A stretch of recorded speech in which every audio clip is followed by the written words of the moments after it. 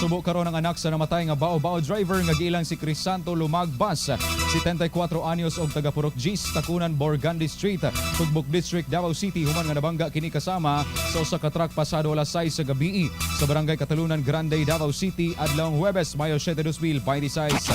Sa interview sa DXDC Araman Davao kang Chris John Lumagbas, 34 anyos, anak sa namatay nga bao-bao driver, samtang nagaray na siya sa iyang gidriver nga jeep. Nakurat siya sa iyang nahibalaan gikan siyang igagaw nga nadisgrasya ug namatay na ang iyang amahan. Din wala siya nasayod kung nalipat ba ang iyang amahan sa samtang gabiyahe.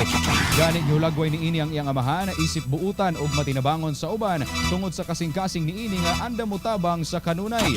Dugang pa nga sa maong hitabo bisan pagsakit sa iyaha og siya nasubo, wala siya mahimo kun dili dawaton na lang ang nga gikuha na sa Ginoo ang iyang amahan. Atong paminawon mga kasama ang tipik sa pamahayag ni Chris John Lumagbas, ang anak sa bao-bao driver.